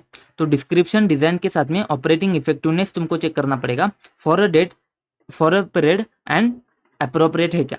तो सेम टू सेम चीज ऊपर की, डिस्क्रिप्शन, डिजाइन के साथ में बस ऑपरेटिंग इफेक्टिवनेस चेक करना पड़ेगा। Date, for a period, appropriate है क्या यूजर ऑडिटर के पर्पस के लिए। ठीक है, फिर हमने ऊपर बात करी थी क्या, complementary user entity control control तो उसमें हमने बस डिजाइन इंप्लीमेंटेशन की बात करी थी। अब हमको ऑपरेटिंग इफेक्टिवनेस भी चेक करना है ना, तो design, implementation, operating effectiveness check करेंगे अपन कॉम्प्लीमेंट्री यूजर एंटिटी का, कॉम्प्लीमेंट्री यूजर एंटिटी कंट्रोल का। तो यहाँ पे डिजाइन इंप्लीमेंटेशन के साथ में ऑपरेटिंग इफेक्टिवनेस भी आ जाएगा। अब हमको अल्टीमेटली क्या करना है, टेस्ट ऑफ कंट्रोल करना है। या तो उसने किया रहेगा, नहीं तो तुम करोगे। बट ये टेस्ट ऑफ कंट्रोल है ना, इसके लिए तुमको देखना पड़ेगा क्या, इसने जो पीरियड कवर किया है ना, किस डेट के ऊपर कंट्रोल करे है, कितना पीरियड कवर किया है, ये तुमको चेक करना पड़ेगा। तो देखो यहाँ पे क्या आ जाएगा तुम्हारा, adequacy of time period cover by test of control and time elapsed since performance of test of control. मतलब क्या हो सकता है कि उसने टेस्ट ऑफ कंट्रोल ये जो रिपोर्ट दिया है ना 3 साल पुराना है, 2 साल पुराना है, तो अभी वो रिलेवेंट है क्या, टाइम कितना इलेप्स हो गया, 2 साल इलेप्स हो गए, 3 साल इलेप्स हो गए। तो time elapse since test of performance, test of control का परफॉर्मेंस, या फिर उसने जो टाइम पीरियड कवर किया है ना उस रिपोर्ट में, वो क्या है तुम्हारा 6 महीने का है, तुमको 1 साल का चाहिए। तो adequacy of time period cover by test of control. ठीक है, फिर तुमको देखना पड़ेगा टेस्ट ऑफ कंट्रोल है ना, उसको परफॉर्म किया है सर्विस ऑडिटर ने, तो उसके रिजल्ट क्या आते हैं वो तुमको देखना पड़ेगा। असर्शंस कौन से एड्रेस होते हैं, वो रिलेवेंट है क्या, एंड सही प्रोवाइड होता है क्या तुमको, बस इतनी सी चीज चेक करनी है। 4 पॉइंट क्या बनेंगे दोस्त, माए बाप ध्यान से सुन, क्या बनेंगे। सबसे पहले अपने लिए वो अप्रोप्रिएट है क्या चेक करना पड़ेगा। डिजाइन, डिस्क्रिप्शन के साथ में operating effectiveness, date and period के लिए सबको देखना पड़ेगा। कॉम्प्लीमेंट्री यूजर एंटिटी के कंट्रोल देखने पड़ेंगे, design, description and operating effectiveness के लिए। फिर अपन देखेंगे टेस्ट ऑफ कंट्रोल परफॉर्म करना था, तो परफॉर्मेंस से टाइम कितना इलेप्स हुआ है, या फिर परफॉर्मेंस में टाइम पीरियड कितना कवर हुआ है। और अगर हम जाके परफॉर्म करते हैं तो टेस्ट ऑफ कंट्रोल उसके रिजल्ट क्या आते हैं, फिर वो हमारे असर्शन को एड्रेस करते क्या, रिलेवेंट है क्या यूजर एंटिटी के लिए, एंड उसके नतीजे वगैरह सही प्रोवाइड करता है क्या, ये सारी चीज़ें अपन यहाँ पे चेक करेंगे। तो भाई कोई टेंशन नहीं है, बहुत आसान है। फिर कुछ बचा ही नहीं है, सिंपल सी बात आती है क्या, fraud, non compliance, laws and regulation and uncorrected misstatement के बारे में बात होती है। अपन क्या करेंगे, मैनेजमेंट से इंक्वायरी करेंगे। किसके मैनेजमेंट से, यूजर एंटिटी के मैनेजमेंट से। क्या कि भाई तेरे को कुछ पता है क्या येसो के बारे में, या फिर येसो ने तुझे कुछ बताया क्या, या फिर तेरे को ऐसे कुछ समझा है क्या येसो के बारे में। येसो के बारे में रिलेवेंट चीजें कौन सी वाली, फ्रॉड, कि येसो में फ्रॉड हुआ है, येसो ने नॉन कंप्लायंस किया है लॉज एंड रेगुलेशन का, येसो में अनकरेक्टेड मटेरियल मिसस्टेटमेंट है जो तुम्हारे लिए अफेक्ट करते। येसो में है इससे हमको फर्क नहीं पड़ता, बट वो तुम्हारे यूजर एंटिटी के एफएस को अफेक्ट करते, तो उसमें हमको फर्क पड़ता है। तो इसके बारे में तुम मैनेजमेंट से इंक्वायरी करो। ठीक है। एंड रिपोर्टिंग के बारे में एक क्वेश्चन आएगा तुम्हारा, रिपोर्टिंग के बारे में सिंपल सा क्वेश्चन आएगा, उसने अनमॉडिफाइड ऑडिट रिपोर्ट दिया है या फिर मॉडिफाइड रिपोर्ट दिया है, उससे हमको फर्क नहीं पड़ता है। हमको फर्क पड़ता है कि उसने रेफरेंस दिया है क्या, किसका रेफरेंस, वो सर्विस ऑडिटर का तुमने काम यूज किया है, उसका रेफरेंस तुमने दिया है क्या, इससे हमको फर्क पड़ता है। तो देखो मॉडिफाई करना है कि नहीं करना है, इसके लिए तुम ऐसे 705 में जाके देखो कि मॉडिफाई करना है कि नहीं करना है, सायो वगैरह तुमको ऑप्टेन हुआ है क्या, वो सारी चीजें ऐसे 705 में देखो। रेफर तुमने नहीं करना है अगर तुम अनमॉडिफाइड ऑडिट रिपोर्ट देते हो तो। अगर अनमॉडिफाइड ऑडिट रिपोर्ट देते हो ना, इसका मतलब तुमको सब कुछ ऑप्टेन हो चुका है, तो भाई साहब क्यों रेफर करते हो, रेफर करने की जरूरत नहीं है जब तक कि लॉ भाई तुमको बोलते नहीं कि रेफर करना ही पड़ेगा। जब तक लॉ भाई ने बोला तो बोल दिया भाई, लॉ भाई के आगे कुछ नहीं है। जब तक लॉ भाई नहीं बोलते तब तक रेफर करने की जरूरत है ही नहीं है, क्योंकि अनमॉडिफाइड ओपिनियन है। लेकिन अगर लॉ भाई ने बोल दिया, अगर लॉ भाई ने बोल दिया कि रेफर करना पड़ेगा, या फिर तुमने मॉडिफाई किया है और वो मॉडिफिकेशन को समझाने के लिए कि मॉडिफाई तुमने क्यों किया है, क्योंकि तुमने उसका काम का यूज किया है, वो काम का यूज तुमने ऐसा किया है, उसमें उसने ऐसा बताया है, इसी वजह से हमने ऐसा मॉडिफाई किया है, तो उसका मॉडिफिकेशन का अंडरस्टैंडिंग देने के लिए अगर तुमको करना है तो कर सकते हो। तो दो ही केस में कर सकते हो क्या, रेफरेंस अगर लॉ भाई ने बोला है देना पड़ेगा तो देना पड़ेगा, मॉडिफिकेशन का अंडरस्टैंडिंग देना है तो दे सकते हो, नहीं तो मत दे दो। अनमॉडिफाइड ओपिनियन के केस में तो देना ही नहीं है तुमने, मॉडिफिकेशन के केस में दे सकते हो अगर वो रिलेवेंट है उसका मॉडिफिकेशन का अंडरस्टैंडिंग के लिए। लेकिन उसमें तुमको एक स्टेटमेंट ऐड करना पड़ेगा। क्या स्टेटमेंट ऐड करना पड़ेगा, स्टेटमेंट ऐड करना पड़ेगा कि हमारी जिम्मेदारी उससे कम नहीं होती है। रेफरेंस से does not diminish the user auditors का रिस्पॉन्सिबिलिटी फॉर ऑडिट ओपिनियन, उससे हमारी जिम्मेदारी कम नहीं होती है। बहुत ही सिंपल था, कुछ दम नहीं था, 4-5 क्वेश्चन है, देखो बहुत ही आराम से। देखो यहाँ पे तो क्वेश्चन बनना मतलब थोड़ा सा पता नहीं बन सकता है, तो थोड़ा एक बार देख के जाना, थोड़ा कुछ तो दिमाग में बैकग्राउंड में तो रहने दो, कुछ 2-3 पॉइंट भी लिख सको तो भी। यहाँ पे ऑब्जेक्टिव तुम याद रखो, क्वेश्चन में आ जाएगा, देखेंगे अपन। अंडरस्टैंडिंग तो तुमने ध्यान रखना ही है, और ये 2 क्वेश्चन है ना भाई, तुमको समझेंगे नहीं कि कहाँ से क्वेश्चन आया है, आंसर सब पता है तुमको, क्वेश्चन कहाँ से आया नहीं समझा है, इसी वजह से बार बार बोल रहा हूँ कि ये 2 क्वेश्चन देख के जाओ, फिर तुमको समझेगा। 315 का रेफरेंस देना है, कब देना है, पहले 402 का दे दो, पहले 402 का दे दो, उसमें सारी चीजें बता दो कि क्या क्या ऐसे कैसा है, फिर 315 का देके अंडरस्टैंडिंग ऑब्टेन करके ये 4 पॉइंट लिख लो, ठीक है। फिर इसका भी ज्यादा कुछ सीन नहीं है, सब सर्विस ऑर्गेनाइजेशन के ऊपर भी ज़्यादा कुछ सीन नहीं है। रिपोर्ट के बारे में तो अपन बहुत डिस्कशन करेंगे, और यहाँ पे बस तुमको टेस्ट ऑफ कंट्रोल के बारे में आ जाएगा, तो टेस्ट ऑफ कंट्रोल के बारे में आ जाएगा, तो ये चीज़ को तुमको समझना पड़ेगा, टेस्ट ऑफ कंट्रोल के बारे में ये चीज़ इंपॉर्टेंट बन जाएगी तुम्हारे लिए, ठीक है। एंड उसके बाद में जो तुम्हारा रेफरेंस वाला जो क्वेश्चन है, वो रेफरेंस वाला क्वेश्चन के बारे में आ जाएगी। ऐसे 3-4 क्वेश्चन ही है, इसको बस देख के जाओ, इससे ज़्यादा कुछ सीन नहीं है। अब है ना, आ जाइए भाई साहब 3402 के ऊपर, 3402 के ऊपर सीधा सीधा आ जाइए। अब ये बात देखो, अब हम क्या कर रहे थे, सर्विस ऑडिटर का काम का यूज कर रहे थे ना, अब हमको चेंज होना है, अब हम सर्विस ऑडिटर है, चेंज हो जाओ, माइंडसेट चेंज करो, नहीं तो बहुत दिक्कत हो जाती है बच्चों को। माइंडसेट चेंज करो, अब हम कौन है, अब हम सर्विस ऑडिटर है। तो अपन अब क्या बात करेंगे कि भाई साहब देख, हम क्या करता है, हमारा जो ऑर्गेनाइजेशन है वो सर्विस ऑर्गेनाइजेशन है, वो क्या करता है, किसी और को सर्विस देता है, वो दूसरा कौन है, यूजर एंटिटी है, उसका जो बंदा है ना वो यूजर ऑडिटर, उसको है ना हमारा रिपोर्ट का यूज करने का है। तो अपने दिमाग में क्या रहेगा, हम जब भी रिपोर्ट बनाएंगे ना, तो भाई साहब उसको यूज करने का है ना, तो उसको यूज करने के लिए जो रिलेवेंट होना चाहिए वैसा अपन ऑडिट रिपोर्ट बना के उसको दे देंगे, ठीक है दोस्त। तो ये बात आती है, ये ध्यान देना पड़ेगा तुझे। अब तू कौन है, अब तू सर्विस ऑडिटर है, अब तू कौन है, अब तू सर्विस ऑडिटर है। तो तेरे को क्या करना है, इस ऐसे में 2 रिपोर्ट देने हैं, टाइप 1 टाइप 2 रिपोर्ट देने हैं, बस इतनी सी बात आती है, और कुछ नहीं है। बस वो रिपोर्ट कैसे देना है, एंगेजमेंट क्या करना है, परफॉर्म क्या करने प्रोसेस, इसके बारे में अपन बात करते हैं। तो हमेशा से देखो, यहाँ पे तो कुछ इंपॉर्टेंट चीज़ है नहीं है, नहीं तो कुछ चीज़ है नहीं है, बस देख लेना, कुछ इंपॉर्टेंट है तो 1 मिनट, ठीक है, बस इसको पढ़ लेना एक बार, एमसीक्यू वगैरह के लिए कुछ आया तो। जैसे कि देखो यहाँ पे क्या एक्सक्लूड होता है, एक्सक्लूड क्या होता है, वो वाले कंट्रोल जो अनरिलेटेड है यूजर एंटिटी के एफआर प्रोसेस को, मतलब बस वही चीज़ आती है जो यूजर एंटिटी के फाइनेंशियल रिपोर्टिंग के प्रोसेस पे ऊपर आती है। तो बात अगर उससे अनरिलेटेड है ना, तो उसको अपन यहाँ पे काउंट नहीं करेंगे। ऐसे कुछ कुछ चीज़ें एमसीक्यू पॉइंट ऑफ व्यू से आती है, तो इसको पढ़ लेना, बाकी कुछ चीज़ नहीं है, सीधा सीधा स्कोप के ऊपर आ जाते हैं। ये तभी अप्लाई होता है जब यशो रिस्पॉन्सिबिलिटी लेता है और can assert the suitability of design control, मतलब वो क्या बोलता है कि जो हमने कंट्रोल डिजाइन किए हैं वो बहुत बहुत सही सही से है, और उसके ऊपर हमको बस कंफर्म चाहिए, तो आके बस हमको चेक कर ले। It does not cover assurance engagement for simply reporting whether control function करते हैं, जैसे हमने डिस्क्राइब किया है, ऐसा नहीं होगा। एग्जामिनिंग कंट्रोल्स जो अनरिलेटेड है यूजर एंटिटी के फाइनेंशियल रिपोर्टिंग के ऊपर, इसके ऊपर भी नहीं होगा। जैसे प्रोडक्शन है, क्वालिटी कंट्रोल है, यहाँ पे बस यूजर एंटिटी के फाइनेंशियल रिपोर्टिंग वाले पॉइंट आते हैं। इसका ऑब्जेक्टिव क्या है सर? सर बेसिक में आ जाइए वापस से। मैंने आपको बोला था 3 चीज़ें आती है। एक क्या? एक है उसका डिस्क्रिप्शन। ये हमारा सिस्टम है, किधर गया सिस्टम हमारा? देखो, ये हमारा इंटरनल कंट्रोल का सिस्टम है, उसका डिस्क्रिप्शन तुमको देना है। तो क्या होता है पता है क्या? हम क्या करेंगे, देखो बेसिक चीज़ समझो 1 मिनट के लिए, थोड़ा सा, ताकि चीज़ें क्लियर हो जाए। देखो हम क्या करेंगे, हम कंट्रोल्स को, एक काम करते हैं, यहाँ पे थोड़ा लिखने की कोशिश, हम क्या करेंगे, हम कंट्रोल्स को क्या करेंगे, डिज़ाइन करेंगे एंड उसको इम्प्लीमेंट करेंगे। ठीक है, कंट्रोल को डिज़ाइन करेंगे, इम्प्लीमेंट करेंगे। अब ये जो कंट्रोल को डिज़ाइन इम्प्लीमेंट करना है ना, तो उसके लिए हमारे दिमाग में क्या रहेगा, हमारे दिमाग में रहेगा कि हमारे कंट्रोल के ऑब्जेक्टिव मीट हो जाए। भाई ऑब्जेक्टिव के बिना कंट्रोल को कैसे डिज़ाइन करेगा? ऑब्जेक्टिव क्या है कि कुछ तो चीज़ में रिस्क है, कुछ तो जगह पे कुछ तो है, उसको तुमको रिस्क को मिटिगेट वगैरह करना है, उस चीज़ को अच्छे से करना है, उसके लिए वो कंट्रोल ऑब्जेक्टिव तुमने बनाए हैं। तो कंट्रोल ऑब्जेक्टिव के हिसाब से तुमने कंट्रोल को डिज़ाइन किया है, इम्प्लीमेंट किया है। यहाँ पे बात समझ में आई?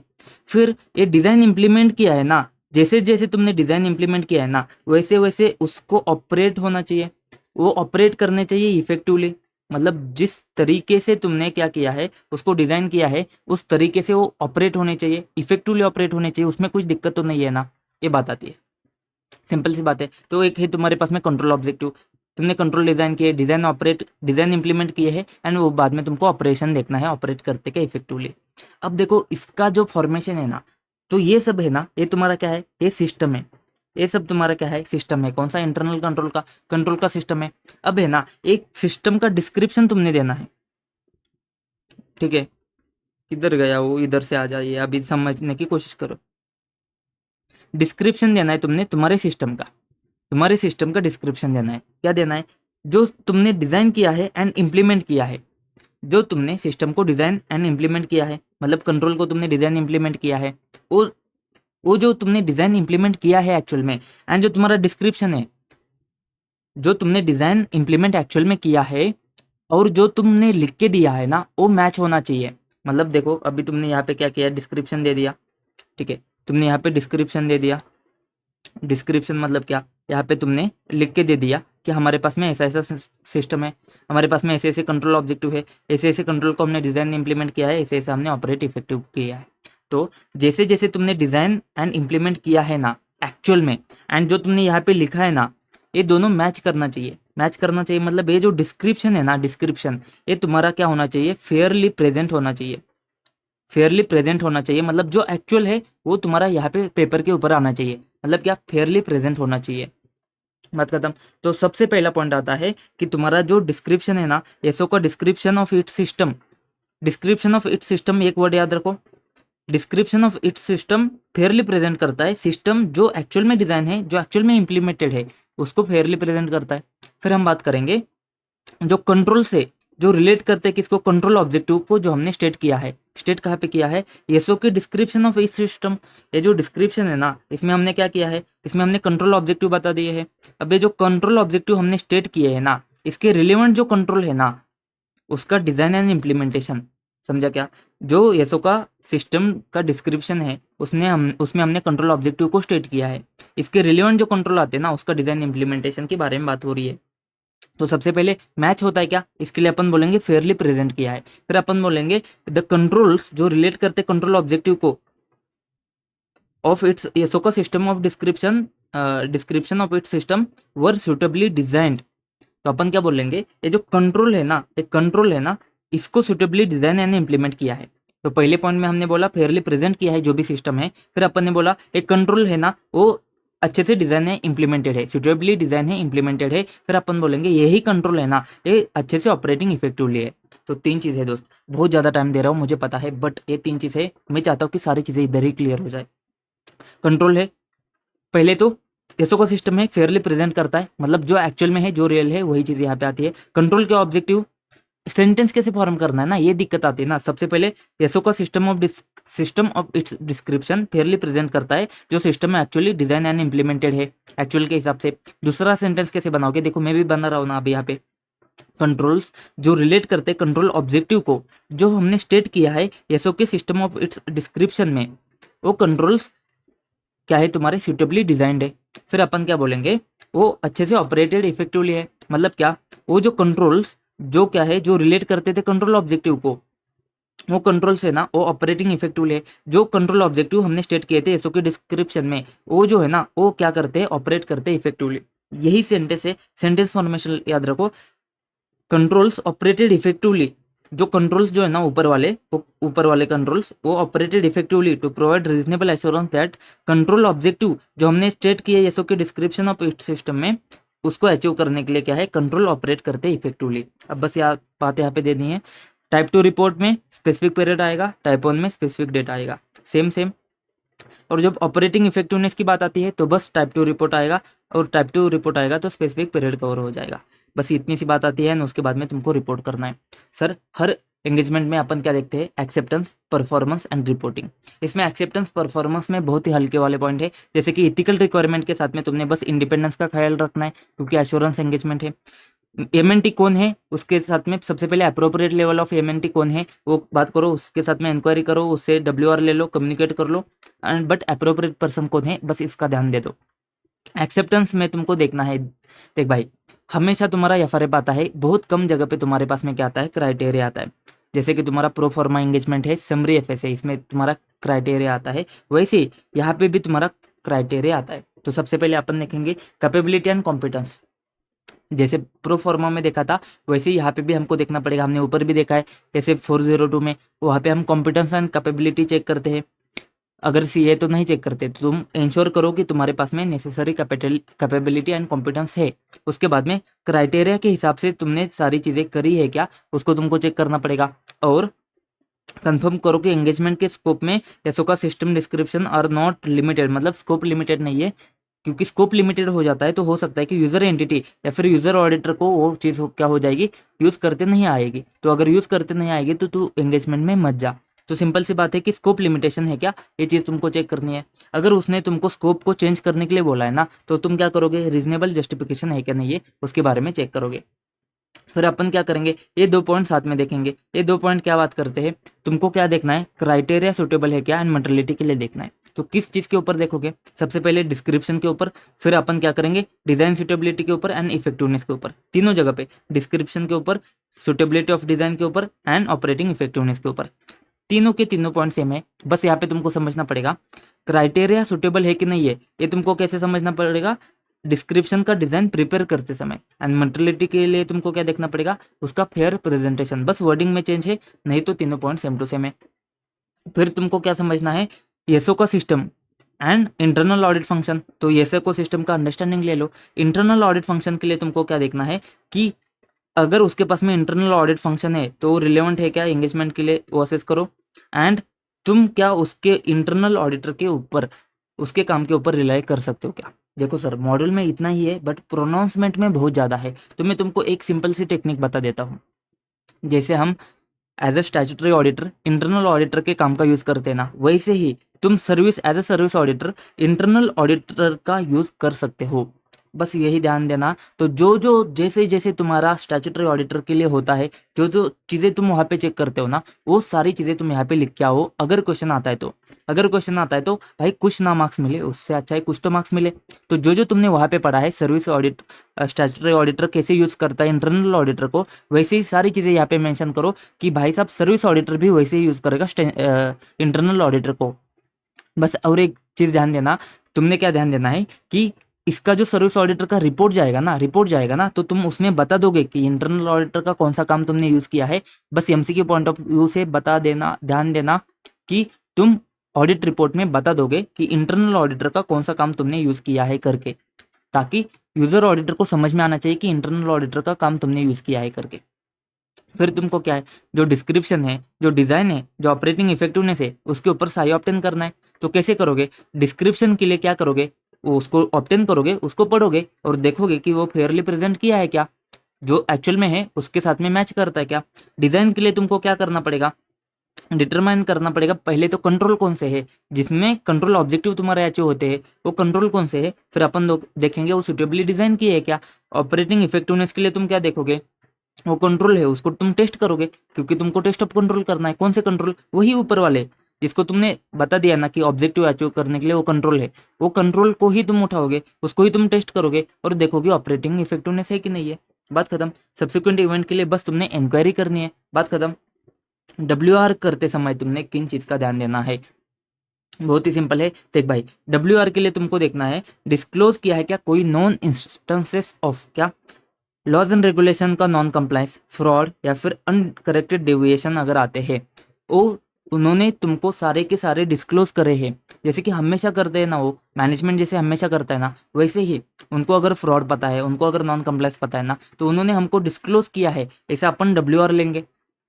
ठीक है। डिजाइन में डिफिशियंसी है, उनको पता है क्या डिजाइन में डिफिशियंसी है, तो उनको पता है कि कंट्रोल से ऑपरेट नहीं किया है, कंट्रोल से बीच में ऑपरेट नहीं करते थे, उनको सब्सिक्वेंट इवेंट के बारे में पता है क्या। ये सारी चीजें तुम क्या करोगे, तुम उनसे यसो से तुम क्या करोगे, तुम सर्विस ऑडिटर हो, तुम यसो से सारी चीजें WR में लिख के लोगे।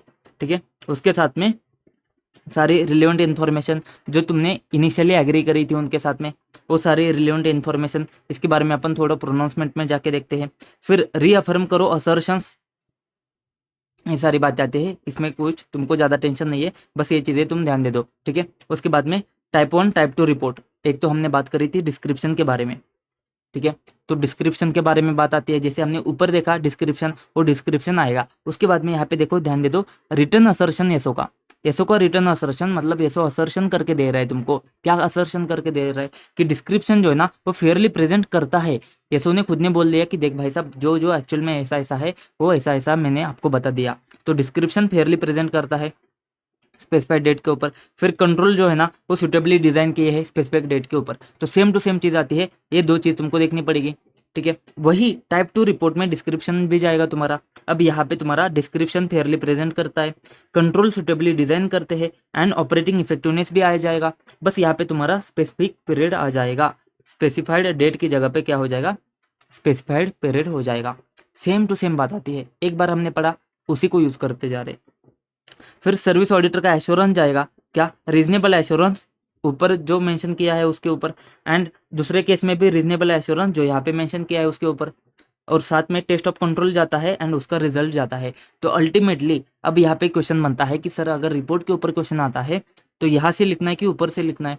तो मैं बोलूँ मोटा मोटी लेवल पे दोनों पॉइंट सेम ही है, बट सजेस्टेड आंसर का कौन सा पार्ट है ना, इसमें तुमको डाउट हो सकता है। तो अगर तुमको ऐसा लगता है कि जहाँ पे भी SAE का रेफरेंस आता है ना, तो ये वाला रिपोर्ट लिखो, जहाँ पे सर्विस ऑडिटर के बारे में बात हो रही है उसके अप्रोच से, सर्विस ऑर्गेनाइजेशन के अप्रोच से बात हो रही है, तो इसमें लिखो। अगर यूजर ऑडिटर से अप्रोच हो रहा है तो तुम क्या करो, ऊपर वाला रिपोर्ट का पॉइंट लिखो। लेकिन अल्टीमेटली तुम देखने जाओगे तो दोनों पॉइंट सेम टू सेम ही है, बस उसमें कंटेंट है ना, कंटेंट में थोड़ा फर्क आता है, बस कंटेंट में थोड़ा फर्क आता है, नहीं तो ऊपर भी यही बात होती है, नीचे भी यही बात होती है, थोड़ा सा फर्क आता है स्लाइटली।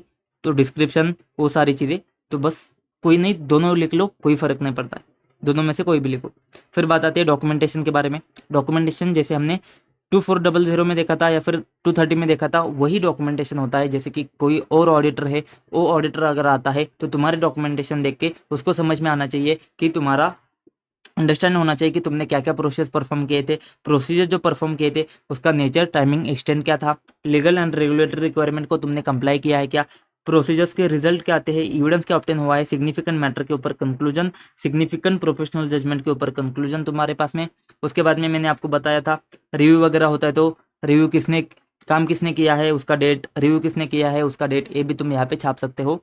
क्वेश्चन आना थोड़ा कम चांसेस है, आता है तो बहुत ही चंगी बात है। फिर हम रिपोर्टिंग के बारे में बात करेंगे। रिपोर्टिंग के बारे में बात करने से पहले मुझे आपको कुछ बताना पड़ेगा। यहाँ पे आइए, देखो एक्सेप्टेंस एंड कंटिन्यूअस की जब बात आती है ना, तो तुम्हारा एक क्वेश्चन ऐसा बन सकता है, एक्सेप्टेंस एंड कंटिन्यूअस में तुम्हारा एक क्वेश्चन ऐसा बन सकता है कि तुमको ऑब्टेन करना है एग्रीमेंट। ठीक है, ऑब्टेन करना है एग्रीमेंट सर्विस ऑर्गेनाइजेशन का। ठीक है। तो ये इसमें अपन हमारा हमेशा क्या होता है, पीपीएफएस या परएफ के हिसाब से क्या, internal control, all access, all information, additional information, unrestricted access. तो देखो यहाँ पे access to all information, additional information, unrestricted access तो आ जाता है। साथ में यहाँ पे पीपीएफएस नहीं आता, यहाँ पे डिस्क्रिप्शन को प्रिपेयर करना आता है, बस इतनी सी बात आती है। याद होता है तो ये भी रखो कि क्राइटेरिया को स्टेट करना और कंट्रोल ऑब्जेक्टिव को स्टेट करना, इतना याद होता है तो भी सफिशिएंट है, ये बस पढ़ के जाने का है हमको। ठीक है, और कुछ है क्या? तो क्राइटेरिया तुम्हारा सुटेबल है कि नहीं है उसके लिए तुमको असेस करना है। तो देखो सर्विसेज का टाइप क्या है, प्रोसीजर्स क्या है तुम्हारे पास में, रिलेटिंग रिकॉर्ड्स क्या है, सपोर्टिंग इन्फॉर्मेशन क्या है। याद होता है तो रोको, नहीं तो छोड़ दो, मैंने आपको एक बार बोला था। ठीक है, रिपोर्ट को प्रिपेयर करने का प्रोसेस क्या है, कंट्रोल ऑब्जेक्टिव कौन से है, कॉम्प्लीमेंट्री यूजर एंटिटी के कंट्रोल क्या है। ठीक है, मैंने आपसे एक बार बात करी थी, अगर याद होता है तो ठीक है, नहीं तो छोड़ दो। फिर मैंने बोला था सैम्पलिंग का क्वेश्चन आता है ना, तो सेम टू सेम जो हमने ऐसे 530 में बात करी थी ना, सेम टू सेम पर्पस देखा था, sample risk, sample size sufficient है क्या, सैम्पलिंग यूनिट के बारे में बात करी थी। याद होता है तो ठीक है, नहीं तो छोड़ दो। ठीक है, मैंने आपको क्या बोला था, कहीं और से अगर वहां पे आ रहा है ना तो तुम छाप सकते हो। ठीक है, वैसे भी मार्क्स नहीं मिलने वाले तो लिख के आ जाओ ना, क्या जा रहा है तुम्हारा, 2-3 महीने जाएंगे, लिख के आ जाओ। तो देखो ये ना 530 का same to same copy paste मामला है, बस तुमको है ना एश्योरेंस करके आ जाएगा तो तुम टेंशन में आ जाओगे, समझ में नहीं आएगा, इसके लिए मैंने आपको बता दिया था। मैं कहना क्या चाहता था कि मुझे रिपोर्ट आपके साथ डिस्कस करना है। ठीक है, ये तो अभी रिवीजन में करने की बात है ही नहीं है ना, ये तो हमने बता दिया था नॉर्मल लेक्चर में। अरे चलना, अरे 1 मिनट देना मुझे, हाँ आ गया आ गया। ठीक है, ये देखो रिपोर्ट आ गया तुम्हारे पास में, यहाँ पे तुम्हारा टाइटल जाएगा, एड्रेस जाएगा, XYZ सर्विस ऑर्गेनाइजेशन। स्कोप में क्या आता है कि हम एंगेज थे रिपोर्ट देने के लिए सर्विस ऑर्गेनाइजेशन के डिस्क्रिप्शन के ऊपर। ठीक है, ये सारी चीज़ें इसमें ऐड करोगे क्या क्या था उसमें। फिर अपन क्या बात करेंगे, सर्विस ऑर्गेनाइजेशन का जिम्मेदारी क्या है, जिम्मेदारी क्या है, डिस्क्रिप्शन को प्रिपेयर करना, वो जो सर्विसेज उसने मेंशन करे है वो सर्विसेज को प्रोवाइड करना। फिर कंट्रोल ऑब्जेक्टिव को बताना उसके रिपोर्ट में, एंड उसका डिज़ाइन इम्प्लीमेंटेशन को बताना, उसको ऑपरेटिंग इफेक्टिवनेस अगर आता है कवर होता है तो उसको बताना। ठीक है, तो इस ये जिम्मेदारी किसकी है, सर्विस ऑर्गेनाइजेशन की है। सर्विस ऑडिटर की क्या जिम्मेदारी है, उसके ऊपर ओपिनियन देना है, एंगेजमेंट को परफॉर्म करना SAE 3402 के हिसाब से, एथिकल रिक्वायरमेंट को कंप्लाई करना, रीजनेबल एश्योरेंस ऑब्टेन करना। ठीक है, फिर हमारा हमको क्या बताना होता है कि यह हमारा एश्योरेंस एंगेजमेंट है, इसमें अपन क्या करते हैं, प्रोसीजर्स को परफॉर्म करते हैं ताकि हमको एविडेंस ऑब्टेन हो जाए। ठीक है, अबाउट क्या, डिस्क्रिप्शन ऑफ उसका डिज़ाइन, ऑपरेटिंग इफेक्टिवनेस, उसका डिस्क्रिप्शन, उसका डिज़ाइन, उसका ऑपरेटिंग इफेक्टिवनेस, उसके ऊपर क्या हो जाए, हमको ऑडिट एविडेंस ऑब्टेन हो जाए, एविडेंस ऑब्टेन हो जाए। उसमें हमारा क्या होता है, सर्विस ऑडिटर का जजमेंट आता है। फिर इसमें ऑपरेटिंग इफेक्टिवनेस भी आता है, अगर टाइप 2 रिपोर्ट है तो ऑपरेटिंग इफेक्टिवनेस भी आता है। ठीक है, उसमें अपन ओवरऑल प्रेजेंटेशन भी चेक करते हैं, और हमको लगता है कि हमने जो एविडेंस हमको जो मिला है ना वो हमारा सफिशिएंट एंड अप्रोप्रिएट है करके। लिमिटेशन कुछ आते हैं, लिमिटेशन में तुम क्या बताओगे, डिस्क्रिप्शन जो है ना उसको प्रिपेयर किया है to meet the common needs of broad range of users. Description को जो प्रिपेयर किया है ना, वो देखो हम कहाँ पे थे, देखो 1 मिनट है ना, 1 मिनट आ जाइए, यहाँ पे हमने क्या बात करी, देखो ये ना इसने जो बनाया है ना, यूजर एंटिटी कंपनी ABCDEF, ऐसे सबको ध्यान रख के उसने बनाया है। तो जो डिस्क्रिप्शन बनाया है ना, वो डिस्क्रिप्शन जो बनाया है ना उसने क्या बनाया है, to meet the common needs of broad range of people and may not include every aspect. जो तुमको रिक्वायर है ना वो सब कुछ इसमें कवर है, ऐसा नहीं हो सकता है, ये है ना हमने ब्रॉड रेंज ऑफ पीपल को देखकर बनाया है। एंड इससे है ना ऐसा हो सकता है कि इसने कंट्रोल डिजाइन किए हैं, बट ऐसा हो सकता है कि फ्यूचर में जाके एक आध कंट्रोल अभी ऑपरेट कर रहा है अच्छे से, ऐसा हो सकता है कि फ्यूचर में जाके अच्छे से ऑपरेट नहीं करेगा। कंट्रोल जो है ना मे नॉट प्रिवेंट और डिटेक्ट ऑल द एरर और ओमिशन। देखो क्या क्या बात हो रही है यहाँ पे। सबसे पहले अपन बोलेंगे डिस्क्रिप्शन जो है ना प्रिपेयर किया है to meet the common needs of broad range of customers and उसके ऑडिटर का, and may not there for include every aspect of system. ठीक है, इच कस्टमर के लिए जो जो इंपॉर्टेंट है वो हो सकता है कि है भी नहीं भी है। इसके लिए तुम क्या समझना है तुमने कि मे नॉट प्रिवेंट और डिटेक्ट ऑल द एरर और ओमिशन, मतलब क्या, फ्यूचर में ऐसा हो सकता है कि कंट्रोल अभी ऑपरेट करता है बट फ्यूचर में नया रिस्क आता है तो कंट्रोल तुम्हारा ऑपरेट नहीं करेगा, ऐसा भी हो सकता है। तो इसको तुमने क्या किया है, लिमिटेशन तुमने बता दिए। फिर ओपिनियन की बात आती है कि अपन क्या करेंगे, ओपिनियन बता देंगे। ठीक है, ओपिनियन किसके बारे में जाएगा, फेयरली प्रेजेंट, उसका डिस्क्रिप्शन, कंट्रोल डिजाइन किया है and operate effectively, same to same 3 point आते हैं। टेस्ट ऑफ कंट्रोल का डिस्क्रिप्शन कब जाएगा, अगर टाइप 2 रिपोर्ट है तो तुम क्या करोगे, तुमने क्या टेस्ट परफॉर्म किया था उसका रिजल्ट क्या आता है, एंड इंटेंडेड यूजर एंड उसका पर्पस, उसी कस्टमर के लिए दिया है ये चीज़ तुम क्या करोगे, रिपोर्ट में मेंशन करोगे। तो देखो रिपोर्ट के बारे में जब बात आती है ना, बहुत सिंपल सी बात आती है, टाइटल, एड्रेस एंड तुम्हारा डेट, प्लेस, सिग्नेचर। रिपोर्ट देख के बहुत लगता है दम कुछ है नहीं है, डेट, प्लेस, सिग्नेचर, ठीक है। अब बात करेंगे एक एक को। सबसे पहले ऊपर वाला पॉइंट छोड़ दो आइडेंटिफिकेशन का, सीधा दूसरे वाले पॉइंट से, 1 मिनट देना मुझे, ठीक है। तो अपन क्या करेंगे, सीधा नीचे वाले पॉइंट्स देख लेंगे। तो यहाँ पे हमको क्या देखना होता है, देखो हमको देखना होता है कि नेचर ऑफ एक्टिविटी कौन से परफॉर्म करे, हमने एकदम स्टार्टिंग में हमने बोल लिया था, ठीक है।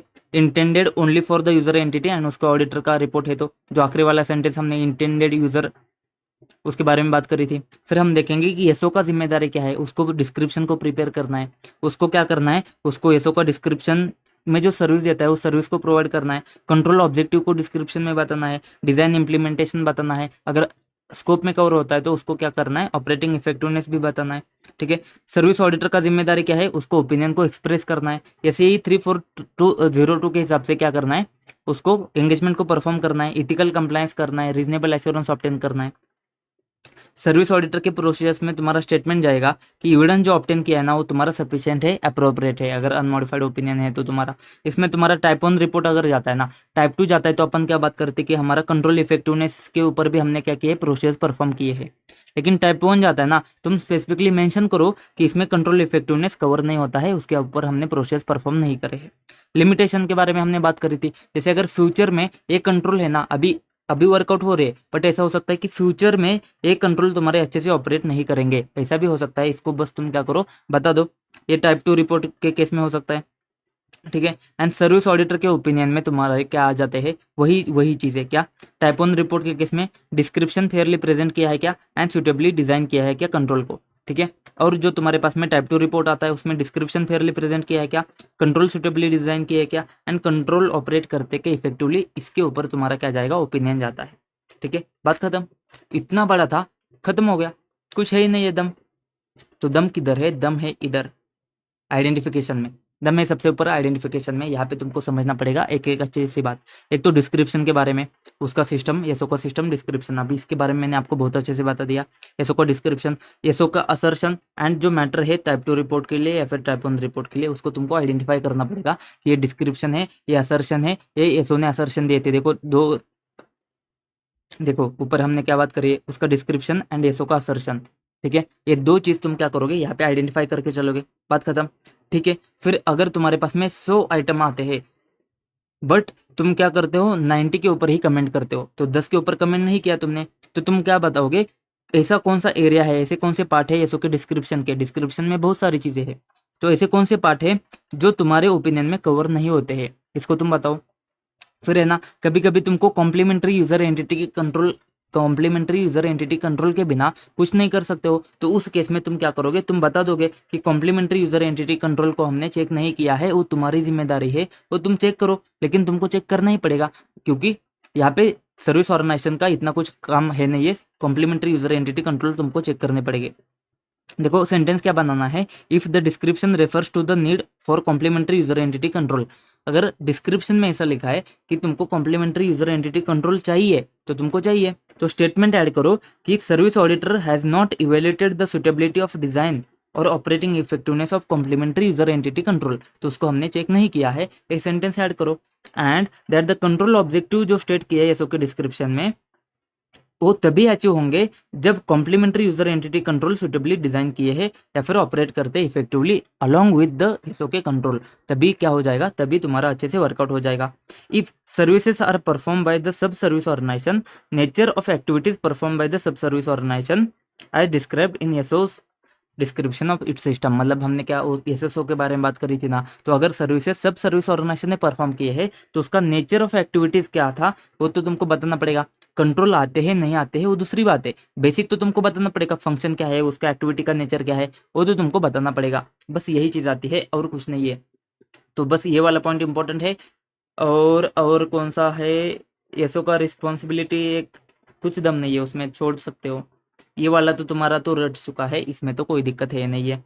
फिर बात करते हैं मॉडिफाइड ओपिनियन के बारे में। तुम मॉडिफाइड ओपिनियन कब इशू करोगे, जब जब तुमको जो जो चेक करना था वो नहीं मिलता है, जैसे तुमको डिस्क्रिप्शन फेयरली प्रेजेंट हुआ था कि नहीं हुआ था ये चेक करना था, अगर फेयरली प्रेजेंट नहीं हुआ है तो इसका मतलब मॉडिफाइड ओपिनियन, अगर उसने बोला था कि सुटेबली डिजाइन किया है, अगर नहीं सुटेबली डिजाइन है तो मॉडिफाइड ओपिनियन। उसने बोला था कि ऑपरेट करता है इफेक्टिवली, अगर ऑपरेट नहीं करता इफेक्टिवली तो मॉडिफाइड ओपिनियन। अगर साई ही ऑब्टेन नहीं होता, सफिशिएंट अप्रोप्रिएट एविडेंस ऑब्टेन नहीं होता, तो भाई साहब मॉडिफाइड ओपिनियन। इतना सिंपल है मॉडिफिकेशन ओपिनियन। लेकिन हमेशा तुम क्या करोगे, रीजन तो बता ही दोगे मॉडिफिकेशन का। और जब टाइप 2 रिपोर्ट आता है ना, तो हमने बोला था तुमको टेस्ट ऑफ कंट्रोल के बारे में बताना पड़ेगा, उसके रिजल्ट के बारे में बताना पड़ेगा। क्या बताना होता है, तो तुम सेपरेट सेक्शन दोगे या फिर अटैचमेंट दोगे, अटैचमेंट अलग से अटैच करके दोगे। क्या कि कौन से टेस्ट तुमने परफॉर्म किए थे एंड उसके नतीजे क्या आते हैं। कौन से टेस्ट मतलब क्या सर, देखो हमने क्या किया था, हमने कुछ टेस्ट परफॉर्म किए थे, उसमें 50 सैंपल लिए थे, 3 डिवीजन हमको मिले थे, ऑथराइजेशन, डेट स्टैंप, किसी के भी टेस्ट तुमने परफॉर्म किए थे। तो तुम क्या बताओगे, क्या कंट्रोल तुमने चेक किए, कौन से कंट्रोल तुमने चेक किए, क्या सारे चेक किए कि सैंपल बेसिस पे चेक किए, एंड यहाँ पे तुमने टेस्ट कौन से परफॉर्म किए हैं, नेचर ऑफ टेस्ट परफॉर्म, उसको तुम सफिशिएंट डिटेल में बता दो। मतलब क्या, तुमने ये कंट्रोल चेक करे है, ये कंट्रोल चेक किए, ये तुमने सैंपल बेसिस पे चेक किए कि सारे चेक किए, सैंपल बेसिस पे चेक किए।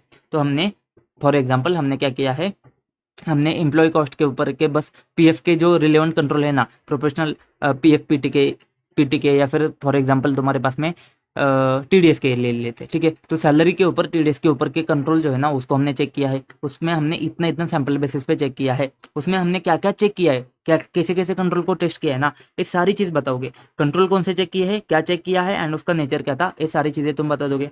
रिपोर्टिंग डेविएशन तुमने अभी चेक किया, अब उसमें डेविएशन कुछ आता है, तुम बताओगे कि तुमने कितना चेक किया था, कितनी डेविएशन आए एंड उस डेविएशन का नेचर क्या था। जैसे कि हमने बात करी थी, हमने 50 सैंपल चेक किए थे, 3 सैंपल में डेविएशन है, डेविएशन में ऑथराइजेशन नहीं था, ऐसा डेविएशन है। तो सबसे पहले हम बात करेंगे extent of testing. Extent of testing जिससे तुमको डिस्कवरी मिली, मतलब सैंपल साइज क्या है, ठीक है। उसके बाद में कितना नंबर मिला तुमको एंड किस नेचर के थे, नंबर मिले 3, चेक किए थे 50, नंबर मिले 3, उसमें से डेविएशन क्या था, डेविएशन का नेचर था कि ऑथराइज नहीं किए थे। तो ये चीज़ तुमको बतानी पड़ेगी, ठीक है, ये चीज़ तुमको बतानी पड़ेगी। And deviation should be reported even if service auditor believe करता है कि कंट्रोल ऑब्जेक्टिव अचीव हो गए। अगर कंट्रोल ऑब्जेक्टिव अचीव भी हो जाते ना, फिर भी डेविएशन तुमको मिलता है, तो डेविएशन तुमको फिर भी रिपोर्ट करना पड़ेगा। लॉजिक सिंपल सा है, ठीक है। तो देखो टेस्टिंग की डिटेल तुम बता दोगे, डेविएशन को तुम रिपोर्ट करोगे, सेपरेट सेक्शन जाएगा, अटैचमेंट जाएगा, टेस्ट क्या परफॉर्म किया है तुमने, रिजल्ट क्या थे, कौन से कंट्रोल तुमने टेस्ट किए हैं सारे के लिए, सिलेक्शन कैसे किया है, सैम्पलिंग है क्या, नेचर क्या था, वो सारी चीज़ें तुम बताओगे। डेविएशन मिलता है तो एक्सटेंट ऑफ टेस्टिंग क्या था, डेविएशन के नंबर बताओ, नेचर बताओ, और कंट्रोल ऑब्जेक्टिव अचीव हुए ना, फिर भी डेविएशन बताओ। सर हमने क्या क्या देखा है ना शुरू से, कुछ दम नहीं है दोस्त, कुछ दम नहीं है इसमें, क्या क्या देखा था ना शुरू से, एकदम अच्छे से देखेंगे, ठीक है सर। 402 देखा, सबसे पहले यहाँ पे कौन से एक्टिविटीज कवर होते, कौन से सर्विसेज कवर होते, उसके बारे में हमने देखा। फिर हमने ऑब्जेक्टिव के बारे में देखा था, फिर हमने देखा था अंडरस्टैंडिंग कैसे ऑप्टेन करना है, ठीक है।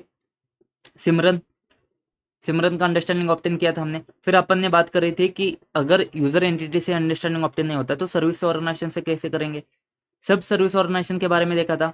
फिर अपन ने टाइप 1 टाइप 2 रिपोर्ट देखा था 402 का, टाइप 1 टाइप 2 रिपोर्ट को चेक कैसे करना है, इवेल्युएट कैसे करना है। टेस्ट ऑफ कंट्रोल के केस में ये क्वेश्चन आएगा तुम्हारा, टाइप 2 रिपोर्ट के बारे में बात करता है तो।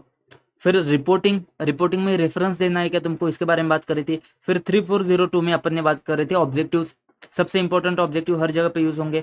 फिर ये सब फालतू की बात आती थी एक्सेप्टेंस करते समय, फिर परफॉर्मेंस करते समय,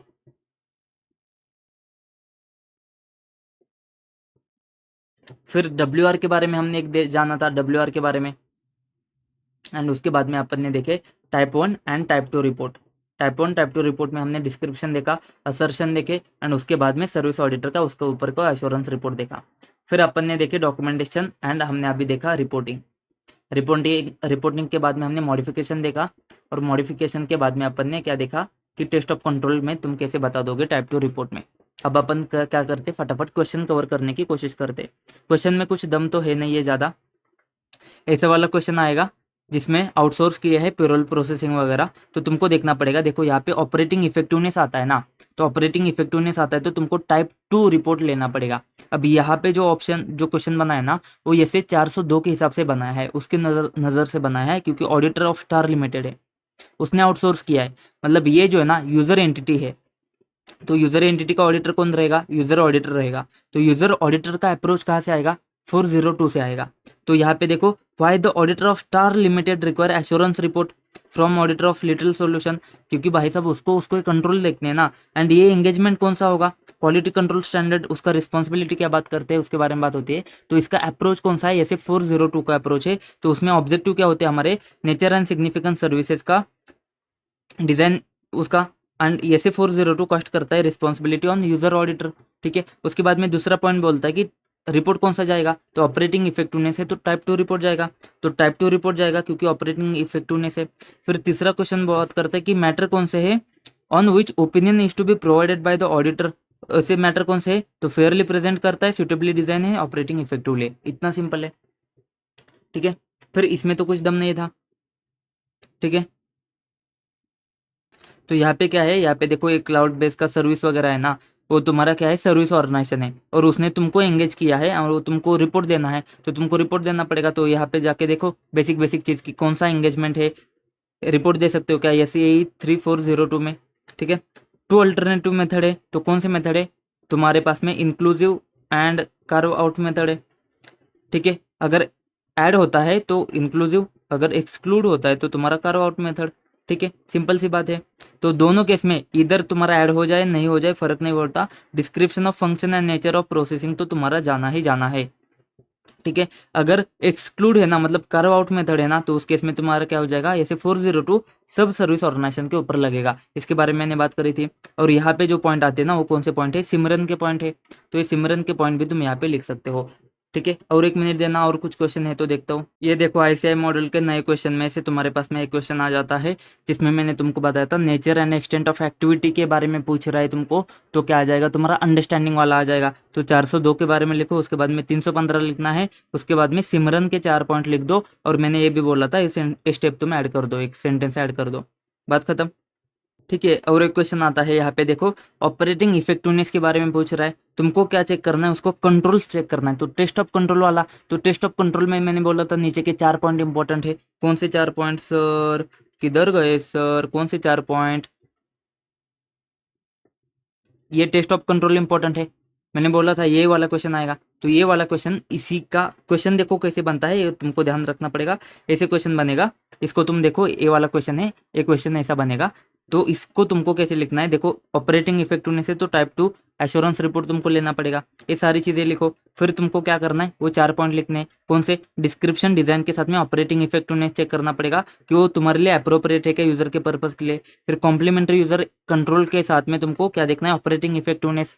फिर तुमको टेस्ट ऑफ कंट्रोल का टाइम पीरियड देखना है, टाइम इलेप्स देखना है, and test of control perform किए हैं तो रिजल्ट क्या आते हैं, असर्शन देखो एंड साई देखो, बात खत्म।